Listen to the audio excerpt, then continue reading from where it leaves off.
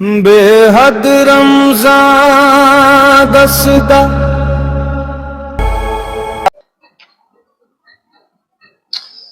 الحمدللہ رب العالمین والصلاة والسلام علی سید المرسلین اما بعد فاعوذ باللہ من الشیطان الرجیم بسم اللہ الرحمن الرحیم۔ میرے پیارے ویورز، خوش آمدید ہے آپ کو ہمارے اس ولاگ کے اندر۔ اللہ تبارک و تعالیٰ کا بڑا احسان ہے، اس کا بڑا کرم ہے، اس کی بڑی مہربانی ہے کہ اس نے کرم نوازی فرمائی اور ہمیں یہ توفیق بخشی کہ یہ تک ہماری بات پہنچ رہی ہے، اور بہت سارے محبت کرنے والے احباب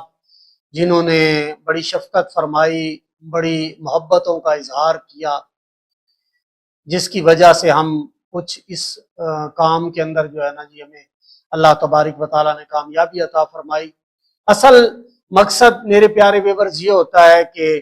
بات پہنچ جانی چاہیے، کسی طریقے سے گفتگو پہنچنی چاہیے، اور جیسے امام الانبیاء علیہ السلام کی ذات اقدس نے فرمایا کہ بلغ عنی ولو آیا، میری طرف سے پہنچا دو اگرچہ ایک ہی آیت ہو۔ تو جو جتنا جانتا ہے، بہرحال میں یہ عرض کروں گا کہ بہت زبردست ذوق ہوتا ہے، بعض اوقات ایسے ویلاگز تیار ہوتے ہیں، ایسی گفتگو ہوتی ہے جس کے اندر بہت زبردست قسم کی جو ہے نا، یوں سمجھ لیجئے کہ ہم یہ کہہ سکتے ہیں کہ بہت سارا ذوق ملتا ہے، اور بہت ساری ایسی چیزیں بندے کو حاصل ہوتی ہیں، بہت ساری باتوں کا پتہ چلتا ہے کہ کون سا کام کس طریقے سے کرنا ہے۔ بہرحال چند ایک آپ بیتیاں میرا جی چاہ رہا ہے کہ آپ تک میں پہنچاؤں۔ تو میں نے کہا جی کہ جو ہمارے ویورز اور ہمارے درمیان جو رابطہ ہے، جو ایک محبت کا رشتہ بنا ہوا ہے، اور جو بات چیت چل رہی ہے، جو گفتگو آپ تک پہنچ رہی ہے، تو اس کے اندر جو ہے نا کوئی خلا نہیں آنا چاہیے، بلکہ ساری کی ساری بات جو ہے نا جی وہ پہنچتی رہنی چاہیے۔ اور اصل بات یہ ہے کہ ایک جو ہے نا جی رابطہ جو ہے وہ قائم رہے۔ اگر رابطے قائم رہیں، اور اس طرح جیسے کئی احباب ایسے ہیں جو ٹیلی فوننگ رابطہ کرتے ہیں، اور ٹیلی فون پر بھی کافی دیر تک ان کے ساتھ گفتگو ہوتی ہے، تو اس میں بھی الحمدللہ بہت کچھ مجھے تو خاص طور پر بہت کچھ سیکھنے کو ملتا ہے، اور بہت پیارے پیارے بزرگ رابطہ کرتے ہیں۔ اصل میں کہ عشق والا ہی جو ہے نا جی وہ رابطہ کرتا ہے۔ اور ایک بڑا زبردست شعر ہے، بزرگوں نے فرمایا کہ آنکھ والا تیرے جوبن کا تماشا دیکھے، دیدہ کور کو کیا نظر آئے کیا دیکھے۔ تو جن کے اندر جن کے دل کے محلے میں روشنی ہوتی ہے، جن کے قلب روشن ہوتے ہیں، اور جن کے اندر جو ہے نا وہ چنگاری یہ عشق موجود ہوتی ہے، جن کے اندر وہ محبتیں ہوتی ہیں، وہ عشق ہوتا ہے، پیار ہوتا ہے، تو وہ ضرور توجہ کرتے ہیں، اور پھر ان کو یہ باتیں سمجھ میں بھی آتی ہیں۔ اور جو بندہ مثال کے طور پر عشق سے خالی ہوتا ہے، جیسے بابا بلے شاہ سرکار علیہ رحمت الرحمان نے فرمایا کہ جس دل اندر عشق نہ رچیا، کتے اس تھی چنگے، مالک دے در راکھی کر دے صابر بکھے ننگے۔ تو عشق اگر سیکھنا ہو تو وہ تو بندہ کسی بھی نفس سے سیکھ سکتا ہے۔ بہرحال کئی ایسے نفوس ہیں، ایسی ہستیاں ہیں جو ویورز میں سے ہیں، جو میرے ساتھ رابطہ کرتے ہیں،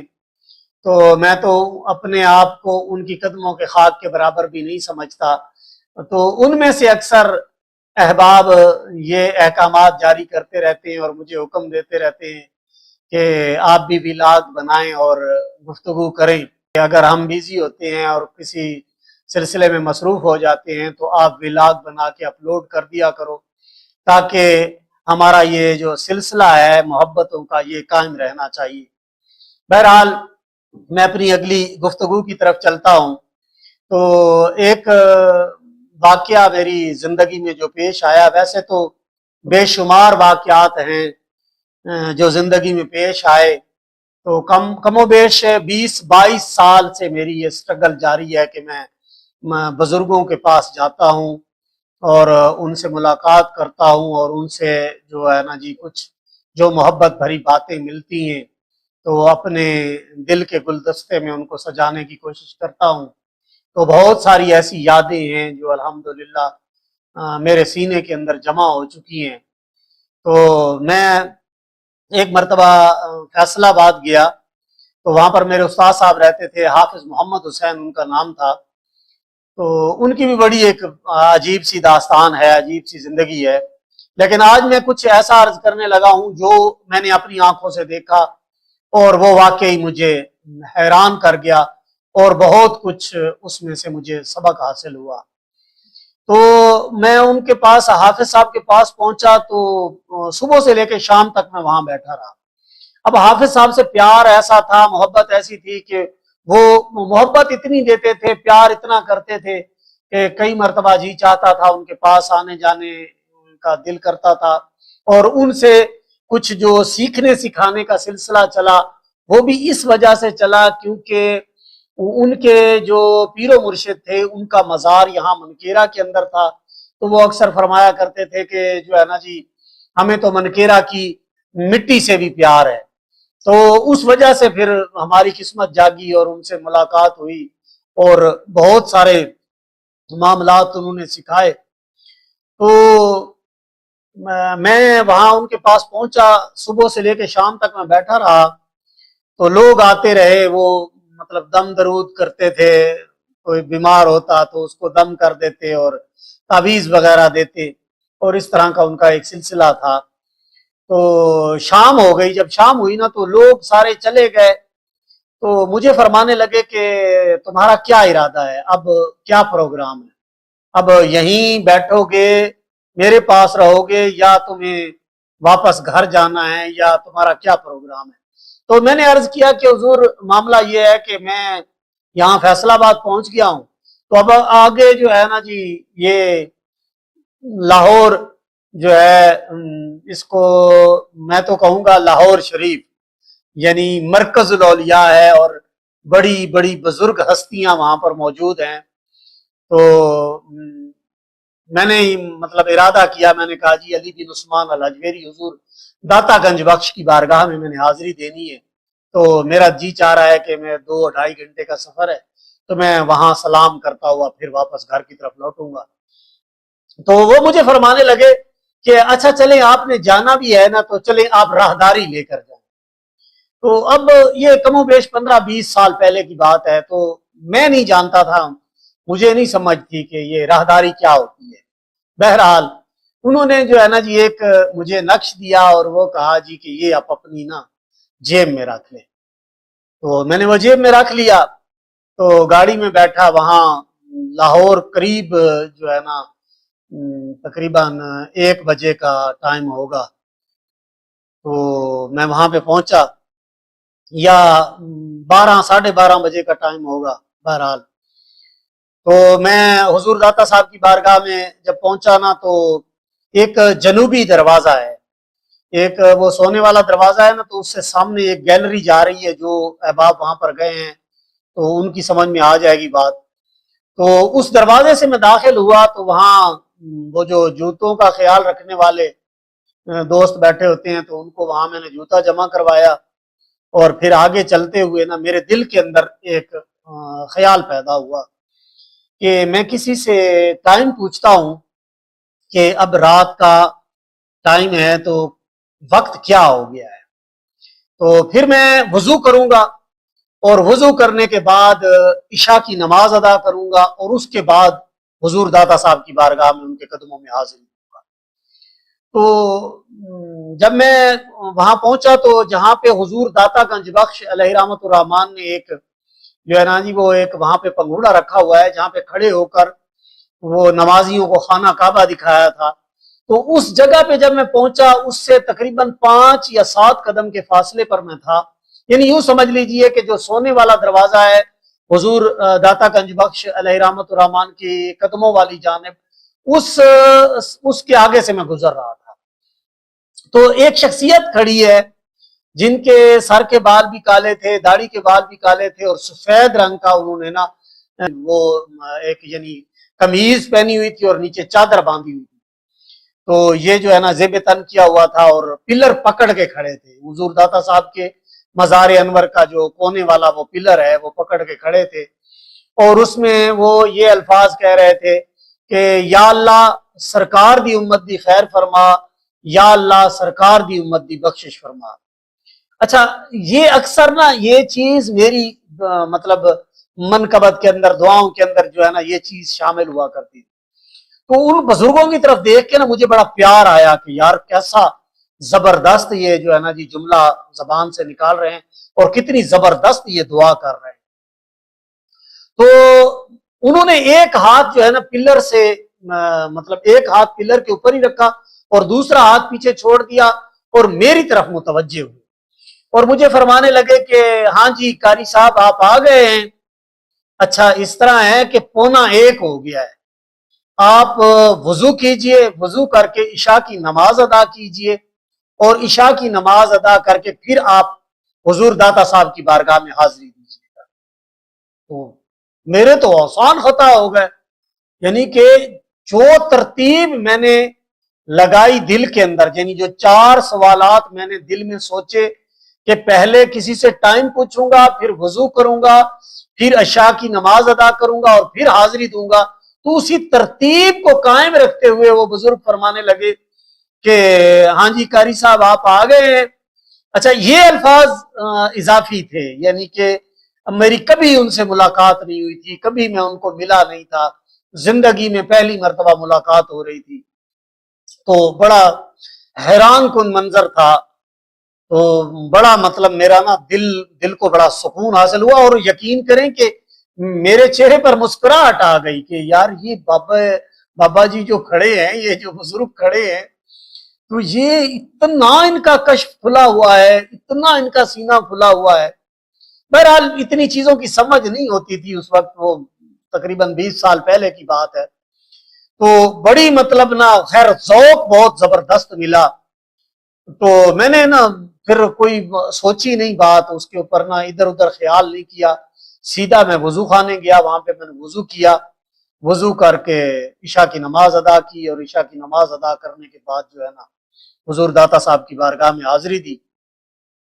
اور حاضری کے دوران دل ہی دل کے اندر جو ہے نا جی یہ خیال پیدا ہوا کہ وہ جو بزرگ کھڑے تھے وہ بہت زیادہ ان کا سینہ روشن ہے اور وہ بہت کچھ جانتے ہیں، تو ان سے ملنا چاہیے اور ان سے جو ہے نا ملاقات کرنی چاہیے. تو ایک ذوق ہوتا ہے بندے کا اپنا اپنا. تو یہ جو ہے نا ڈیوٹی کے بارے میں سنا کرتا تھا کہ جو فقیر درویش لوگ ہوتے ہیں ان کی ڈیوٹیاں لگتی ہیں اور ان کو حکم دیا جاتا ہے کہ آپ جائیں جی فلاں جگہ پہ جا کرنا، آپ بیٹھ جائیں تو آپ نے ڈیوٹی کرنی ہے. تو اس طرح کا ایک سلسلہ ہوتا ہے. تو مجھے بڑا شوق تھا کہ کاش میری بھی اس طرح کی کوئی ڈیوٹی لگ جاتی. تو میں پھر آگے چلا، آگے ان کے پاس دوبارہ مطلب حاضری دینے کے بعد ان کے پاس پہنچا اور عرض کیا کہ حضور میری ایک چھوٹی سی گزارش ہے، اگر آپ مہربانی فرمائیں تو.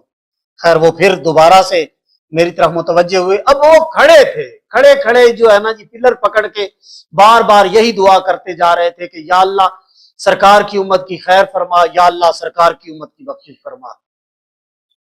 بہرحال وہ ایک عجیب ہی ذوق تھا. تو میں نے جب عرض کیا نا میں نے مطلب ان کے قریب ہوا اور میں نے عرض کیا کہ حضور مجھے نا میرا بھی جی چاہتا ہے کہ میری کہیں ڈیوٹی لگ جائے، تو آپ کوئی ایسی کرم نوازی فرما سکتے ہیں یا ایسی کوئی توجہ دے سکتے ہیں.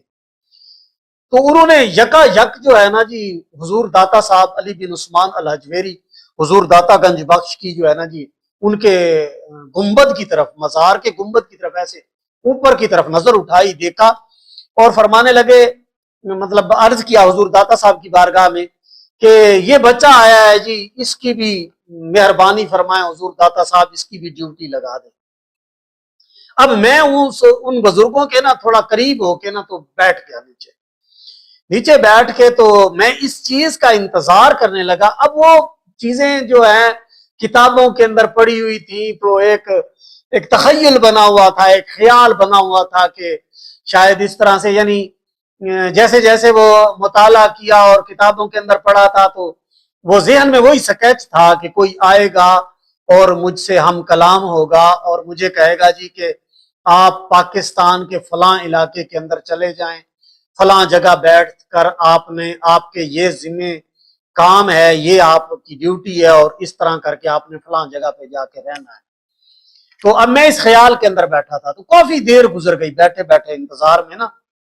اور دل ہی دل میں بار بار یہی خیال آ رہا ہے کہ یار کب کوئی آئے گا مجھے بھیجنے والا, یا یہی بزرگ مجھے بھیجیں گے, یا پتہ نہیں اب کیا ہونے والا ہے. تو اب اس انتظار کے اندر میں بیٹھا تھا تو جب کچھ وقت گزر گیا, یعنی کافی ٹائم گزر گیا, تو میرے دل میں خیال پیدا ہوا کہ ان بزرگوں کو دوبارہ سے یاد دلانا چاہیے. تو یہ شاید ہو سکتا ہے ان کی توجہ کہیں اور چلی گئی ہو. تو دوبارہ میں نے عرض کیا, میں نے کہا بابا جی وہ ایک میں نے چھوٹی سی عرض کی تھی. تو مجھے فرماتے ہیں تو کہتا ہے کہ سارا کچھ یہیں پہ بن جائے, جا تو, یعنی وہ پنجابی انہوں نے بولی, تو فرمانے لگے جا جتوں دے ہیں چلا جا, انشاءاللہ تینوں لین والے بھی آ جان گے. تو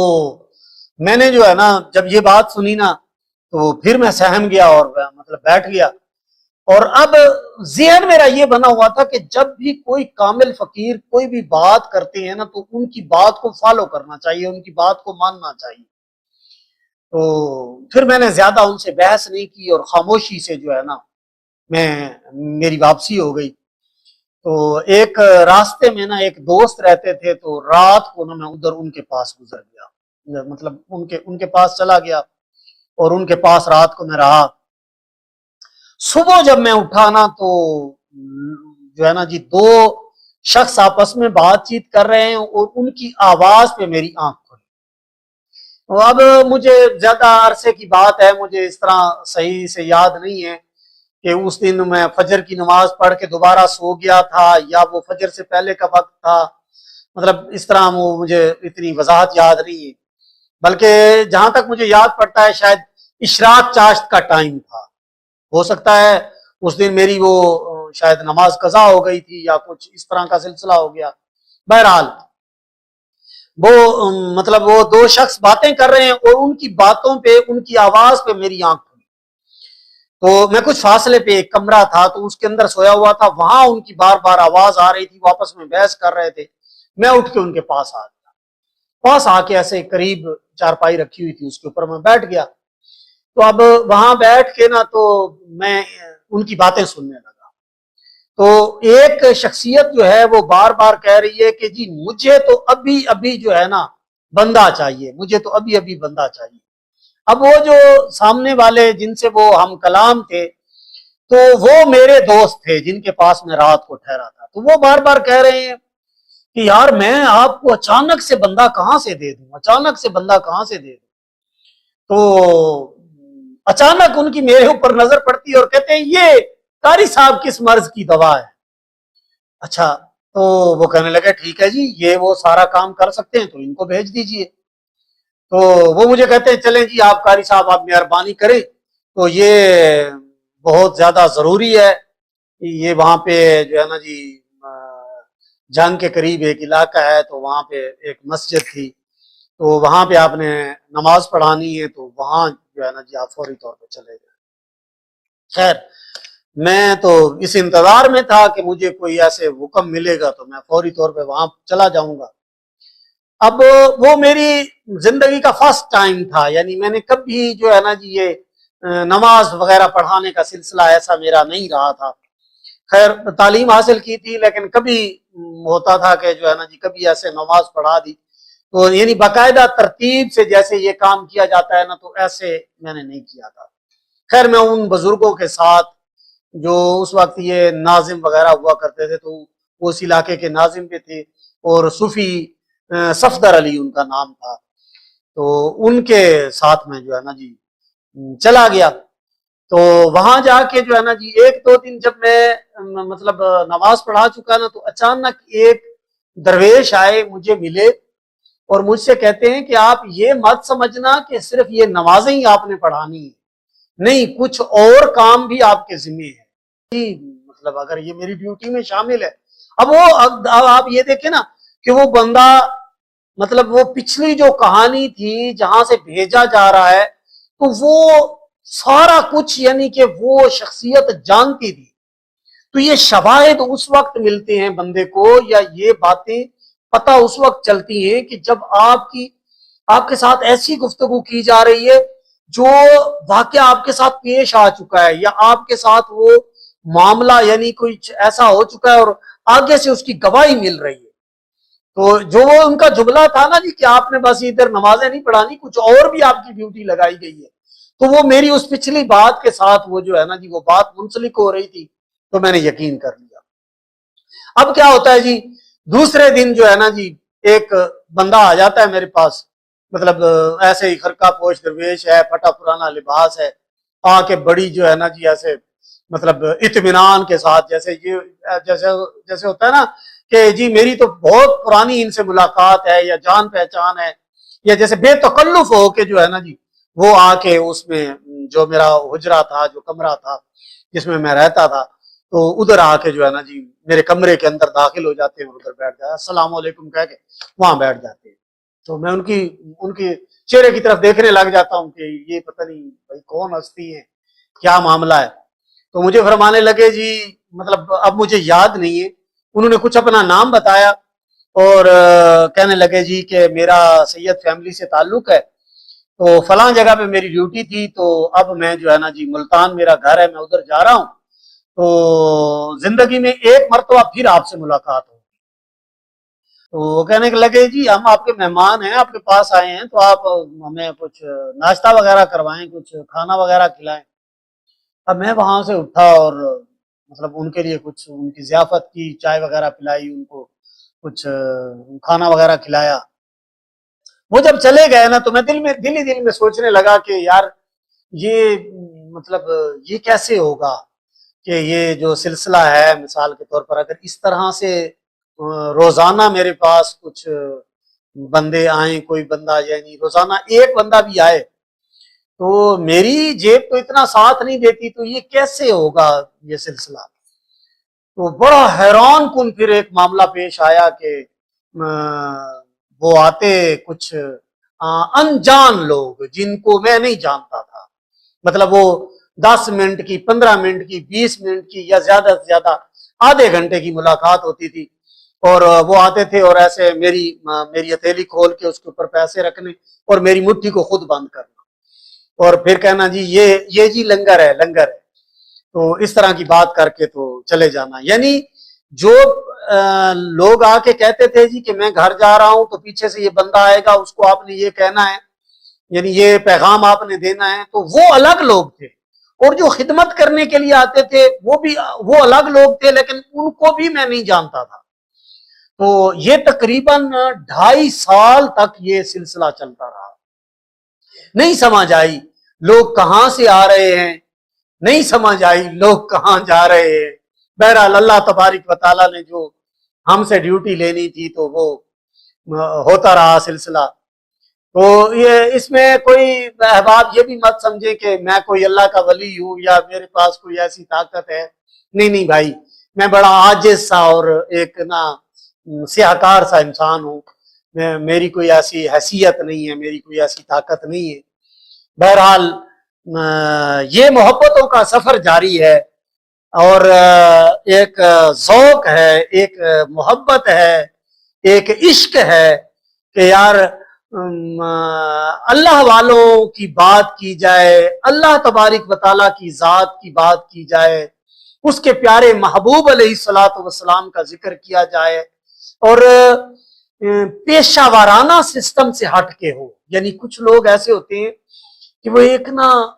تقریر سی کرتے ہیں اس انداز میں کہ لوگوں کے اوپر ہمارا جو ہے نا جی امپریشن بیٹھے، لوگوں کے اوپر جو ہے نا جی ایک ہمیں جو ہے نا جی اثر انداز ہونا چاہیے۔ نہیں، اس طرح کا کوئی مطلب میرا کنسپٹ نہیں ہے، میرا بالکل اس طرح کا کوئی ذہن نہیں ہے۔ ہاں، میری یہ گفتگو شیئر کرنے کا مقصد یہ تھا کہ کچھ لوگ ایسے ہوتے ہیں کہ وہ صرف کھانا کھایا یا کوئی جاب وغیرہ کرتے ہیں یا کوئی کاروبار کرتے ہیں تو وہ کاروبار کر لیا، اچھا شادی کر لی، بچے پیدا کر لیے اور جاگ گئے، اٹھ گئے، سو گئے، کھانا کھا لیا، مطلب اس طرح کی لائف ہوتی ہے۔ تو یقین جانیے میں آپ کو واللہ حقیقت بتا رہا ہوں، بس وہ کہتے ہیں نا زیادہ قسمیں اٹھانے والا بندہ جو ہے نا جھوٹا ہوتا ہے، تو میں تھوڑا یہ قسمیں اٹھانے سے میں پرہیز کرتا ہوں، لیکن میں آپ کو حقیقت بات بتا رہا ہوں، اگر آپ کو یقین ہونا ہوگا تو میری بات پہ یقین ہو جائے گا۔ یہ جیسے کہا نا جی، قناعت نہ کر عالم رنگ و بو پر، قناعت نہ کر عالم رنگ و بو پر، کہکشاں اور بھی ہیں جہاں اور بھی ہیں، یعنی یہ جو زندگی گزر رہی ہے، یہ جو معاملات ہماری نظروں کے سامنے چل رہے ہیں، اگر اللہ تبارک و تعالیٰ کی ذات ہماری آنکھوں کے سامنے سے، جو ہماری آنکھوں کے اوپر پردے پڑ چکے ہیں، یعنی مطلب گناہوں کے پردے بھی ہوتے ہیں، جھوٹ، غیبت، چغلی، وعدہ خلافی، مطلب زنا، شراب، یہ اس طرح کے جو گناہ، بے نمازی ہونا، یعنی اس طرح کے جو گناہ ہوتے ہیں، یہ پردہ ڈالتے رہتے ہیں۔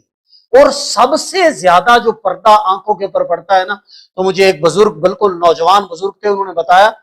کہ جو شہوات ہے نا، شہوات انسانی، یہ سب سے زیادہ انسان کی آنکھوں کے اوپر پردہ ڈالتی ہے۔ خیر، بات اور طرف نکل جائے گی، میرے جو کہنے کا مقصد ہے کہ اگر اللہ تبارک و تعالیٰ کی ذات یہ حجابات اٹھا دے، یہ پردے اٹھا دے، تو احباب پھر کچھ اور نظر آتا ہے، پھر کچھ ایسے معاملات نظر آتے ہیں، ایسی زیارات ہوتی ہیں یا ایسی محبتیں ملتی ہیں۔ اب آپ اس چیز کا اندازہ کیجئے کہ جس چیز کا نام ذوق ہے یا جس چیز کا نام عشق ہے یا جس چیز کا نام محبت ہے، جس چیز کا نام سچائی ہے، تو یہ جتنے میں الفاظ بولتا جا رہا ہوں تو ان کے اندر کیسی چاشنی ہے۔ اور ایک جگہ حضرت شیخ سعدی رحمت اللہ تعالی علیہ نے فرمایا کہ یک زمانہ بصحبت اولیاء بہتر از 100 سالہ عبادت بیریا، کہ اللہ کے ولی کی محفل کے اندر ایک لمحے کے لیے بیٹھ جانا 100 سال کی بے ریا عبادت سے بہتر ہے۔ اچھا، اب آپ کو آخر میں ایک بات کرتا چلوں کہ لوہا ہے نا، لوہے کو مقناطیس کے ساتھ اگر رگڑا جائے، ٹھیک ہے نا جی، مقناطیس کے ساتھ جب رگڑا جائے تو اس کے رگڑنے سے اس لوہے کے ٹکڑے کے اندر بھی مقناطیسیت پیدا ہو جاتی ہے۔ حالانکہ حقیقت یہ ہے کہ مقناطیس ایک پتھر ہے اور لوہا ایک الگ چیز ہے، ایک دھات ہے، لیکن اب وہ اس دھات کو اگر آپ اس پتھر کے ساتھ رگڑتے ہیں تو اس کے اندر جو ہے نا جی وہ مقناطیسیت پیدا ہو جاتی ہے اور وہ بھی وہی کام کرنا شروع کر دیتا ہے۔ تو انسان کی جو زندگی ہے وہ ویسے بھی گزر رہی ہے، اور اگر بندہ اللہ کے ولیوں کی، اللہ والوں کی محفل کے اندر بیٹھنا شروع ہو جائے تو پھر یہ وہی رگڑنے والا معاملہ شروع ہو جاتا ہے، ٹھیک ہے نا جی۔ جیسے وہ سائیں محمود بابا فرماتے ہیں نا کہ جی یہ مقام تو رکنے کا ہوتا ہے لیکن لوگ رکتے نہیں ہیں، آتے ہیں چلے جاتے ہیں، آتے ہیں چلے جاتے ہیں، ملتے ہیں چلے جاتے ہیں، اور کئی تو بیچارے وہ عالم ناسوت کے اندر پھنسے ہوئے ہیں اور وہ دنیا کے کام ہی لے کر آتے ہیں، جی بچہ بیمار ہو گیا، بیوی بیمار ہو گئی، جی مطلب گھر میں یہ فلاں بندہ بیمار ہے، جی میرے پاس پیسے نہیں ہیں، جی میرے لیے دعا کر دیں، یہ کر دیں، وہ کر دیں، یعنی وہی ساری گفتگو عالم ناسوت کی لے کر آئیں گے۔ تو اصل جو چیز ہے، سب سے جو قیمتی بات ہے، سب سے جو یوں کہہ لیجئے کہ سب سے افضل چیز جو اس دنیا کے اندر رہ کے ہے نا، وہ میرے رب کریم کی ذات کی یاد ہے، اللہ کی یاد ہے۔ اسم ذات کو آپ سامنے رکھ لیجئے، اس کا تصور کیجئے اور اس ذات سے محبت کیجئے، یقین جانے کہ پھر بندہ کسی کا محتاج نہیں رہتا، پھر کچھ ایسے راز آشکار ہوتے ہیں، ایسی محبتیں ملتی ہیں، ایسا سسٹم انسان کے ساتھ چل جاتا ہے کہ پھر برکتیں ہی برکتیں حاصل ہوتی ہیں۔ بہرحال ولاد کا وقت بہت زیادہ ہو رہا ہے، تو انشاءاللہ ملاقات ہوگی اگلے ولاگ کے اندر. اجازت دیجئے, اپنے اس چینل کا بھی خیال رکھیے, کیونکہ یہ ایک ذریعہ بن چکا ہے کہ لوگوں تک ایک سچائی اور ایک حقیقت کی بات پہنچ رہی ہے. تو اللہ تبارک و تعالی آپ سب کو برکتیں عطا فرمائے, اور مجھ گناہگار کے لیے بھی دعا فرمائیں کہ اللہ تبارک و تعالی مجھے ثابت قدم رکھے. اجازت دیجئے, انشاءاللہ ملاقات ہوگی اگلے ولاگ کے اندر. السلام علیکم ورحمۃ اللہ وبرکاتہ. بے حد رمضان دسدا میرا دھولن